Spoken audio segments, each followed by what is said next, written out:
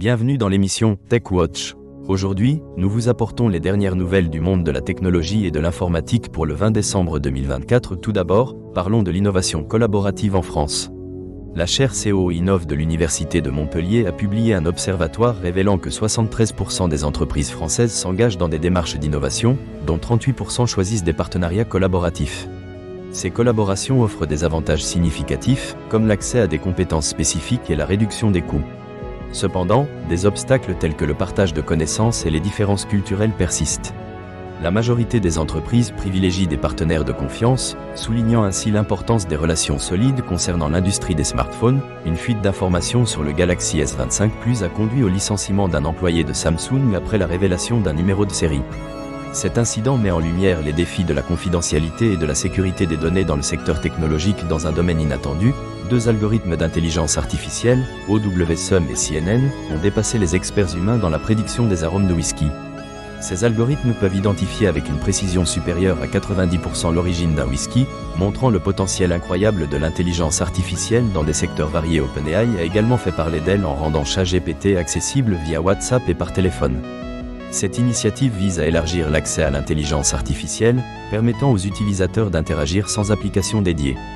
De nouvelles fonctionnalités sont en cours de développement pour améliorer l'expérience utilisateur. Un autre développement notable est la nomination de Bruno Le Maire, ancien ministre de l'économie, en tant que conseiller d'ASML, un acteur clé de l'industrie des semi-conducteurs.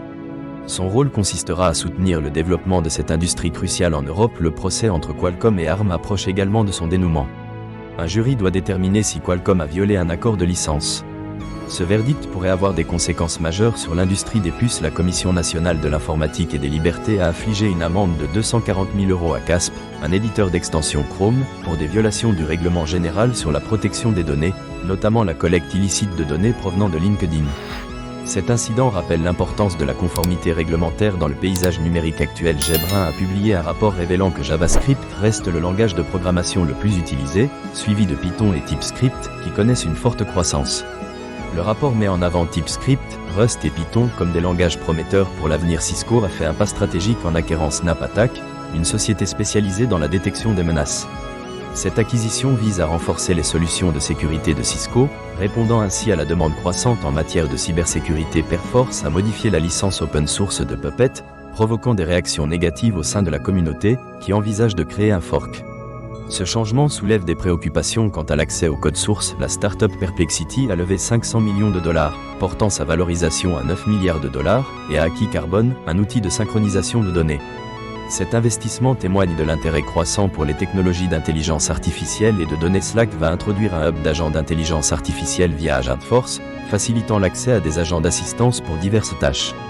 Cela marque un pas vers l'automatisation et l'amélioration de l'expérience utilisateur. Tata Consultancy Service a signé un partenariat avec l'école d'informatique EPITA pour faciliter l'intégration professionnelle des étudiants, offrant ainsi des stages et des opportunités d'emploi. Le gouvernement américain envisage d'interdire la vente des routeurs TP-Link en raison de préoccupations liées à leur utilisation dans des cyberattaques. Cette décision pourrait avoir des répercussions sur le marché des équipements réseau.